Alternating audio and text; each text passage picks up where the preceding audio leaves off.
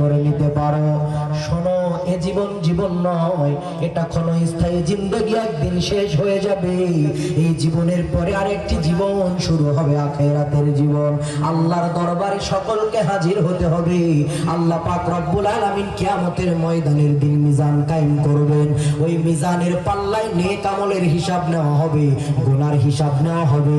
যদি গুনার পাল্লা ভারী হয়ে যায়, জাহান্নামের দরজা হবে খোলা, জান্নাতের দরজায় লেগে যাবে তালা।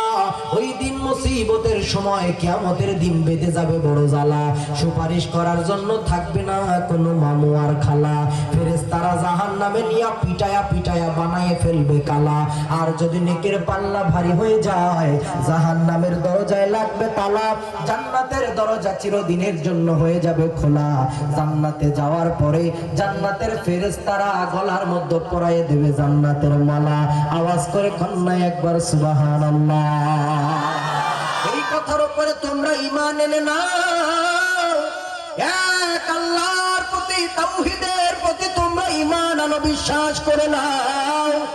এই দাওয়াত যখন রাহমাতুল লিল আলামিন মক্কার কাফেরদের কাছে যখন পেশ করলেন, বয়ান করলেন, তখন মক্কার বড় বড়, আমি কিন্তু সূরার শানে নজুল বলছি, ব্যাকগ্রাউন্ড বলছি, মক্কার লোকেরা, মক্কার কাফেরেরা রাহমাতুল লিল আলামিনকে প্রশ্ন করতে শুরু করলেন, ওগো মুহাম্মদ বিন আব্দুল্লাহ, তুমি যে আল্লাহর কথা বলতেছো, বলো বলো তোমার আল্লাহ দেখতে কেমন? তোমার আল্লাহ কাঠের তৈরি, পাথরের তৈরি, নাকি স্বর্ণ রৌপ্য হীরা জহরত মণি মুক্তা দ্বারা তৈরি? বলো তোমার আল্লাহ কিসের তৈরি, তিনি দেখতে কেমন? নবী আমার মাথাটা নিচু করে রইলেন। যখন আল্লাহ তাআলা ডাক দিয়ে বলে, তখন ও জিবরিল আমিন, আর করো না দেরি, চলে যাও তাড়াতাড়ি, আমার বন্ধুর কাছে ওহী নিয়ে যাও, আর আমার বন্ধুকে জানায় দাও। আল্লাহ বলেন, ও মাই মেসেঞ্জার, আপনি বলে দেন, কুল সে আল্লাহু আহাদ। আল্লাহ তাআলা কয়জন? আওয়াজ দিয়ে বলে, কুল হুয়াল্লাহু আহাদ।